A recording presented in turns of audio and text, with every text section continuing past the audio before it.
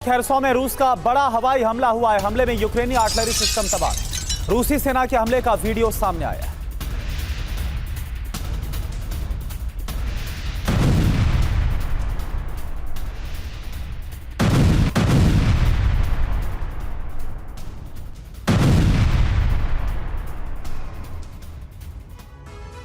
सिर्फ क्रीमिया ही नहीं बल्कि यूक्रेन ने रूस के आधा दर्जन शहरों में ड्रोन से धमाके किए।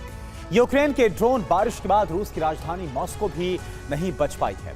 यूक्रेन ने आधी रात को हमला करके रूस की सरकारी इमारत, रडार स्टेशन, हथियार गोदाम और S-300 एयर डिफेंस सिस्टम को जला दिया। इस बात से बौखलाई रूसी सेना ने यूक्रेन में 3000 किलो के महाबम से हमला करना शुरू कर दिया है। ये वो बम है जो एक छोटे शहर को सिर्फ एक धमाके में तबाह कर देता है। क्रीमिया हो या क्रास्नोदर, बेलगरोद हो या कुर्स्क, रोस्टोव हो या वोल्गोग्राद,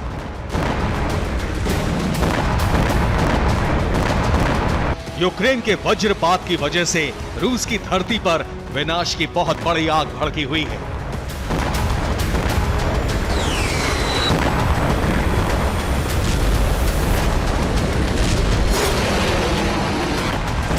यूक्रेनी सेना के बारूदी जलजले से रूस की राजधानी मॉस्को भी नहीं बच पा रही है।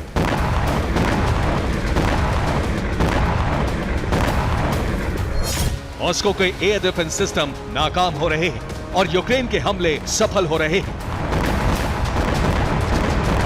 हैरानी की बात यह है कि रूसी सेना यूक्रेन के इन हमलों को रोकने में पूरी तरह से विफल हो रही है।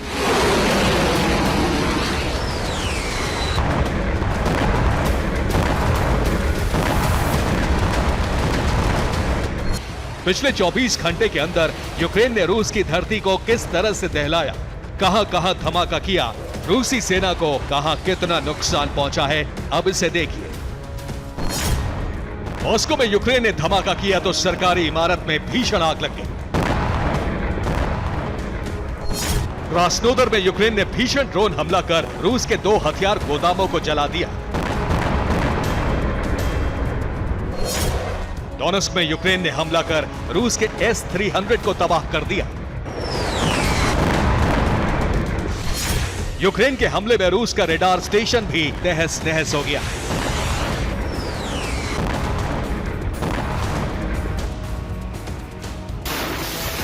इतना ही नहीं, युद्ध में रूस के नुकसान का आंकड़ा अचानक बढ़ गया है।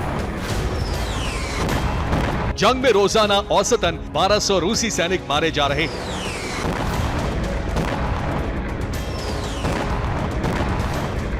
यूरोपियन यूनियन और जर्मनी यूक्रेन को हथियारों की नई खेप देने जा रहे हैं। माना जा रहा है कि आने वाले वक्त में यूक्रेन के हमले और तेज होने वाले हैं।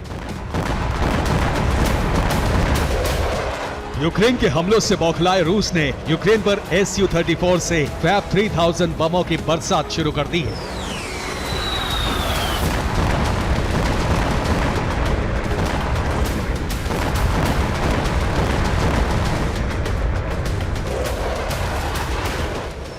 फैब 3000 बम से ही रूस ने यूक्रेन के मिर्गिन एयरफील्ड पर धावा बोला। हमले के बाद एयरफील्ड के एक हिस्से को बड़ा नुकसान पहुंचा है। सैटेलाइट तस्वीरें नुकसान की गवाही दे रही हैं। हालांकि यूक्रेनी एयरफोर्स को कितनी बड़ी चोट पहुंची है, अब तक इसकी डिटेल सामने नहीं आई है।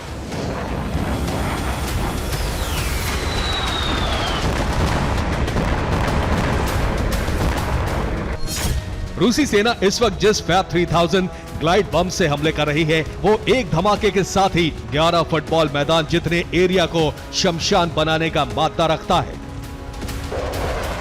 यही वजह है कि यूक्रेन में इसके धमाके से बहुत बड़ी तबाही हो रही है। खार्किव के वोल्चांस्क में भी रूस ने इसी महाबम से हमले किए। हमले में यूक्रेनी फोर्स के कई ठिकाने ध्वस्त हो गए। रूसी सेना सिर्फ यूक्रेन के मिलिट्री इंफ्रा को ही तहस नहस नहीं कर रही है, बल्कि यूक्रेन के एनर्जी सेक्टर को भी तबाह करते हुए आगे बढ़ रही है। रूस के हमलों की वजह से यूक्रेन के बड़े भूभाग में इस वक्त ब्लैकआउट है। लोगों को पर्याप्त मात्रा में गैस और पानी की सप्लाई नहीं हो पा रही है।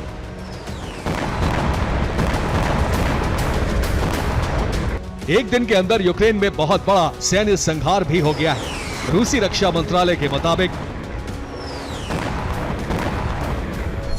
युद्ध के अलग अलग मोर्चों पर 24 घंटे में यूक्रेन के 1980 सैनिक मारे गए।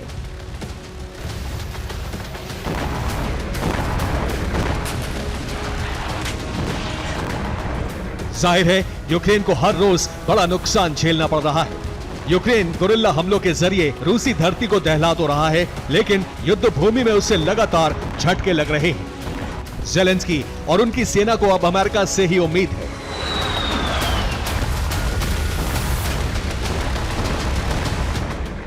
अमेरिका यूक्रेनी एयरफोर्स को लंबी दूरी तक मार करने वाली स्पेशल मिसाइल देने वाला है।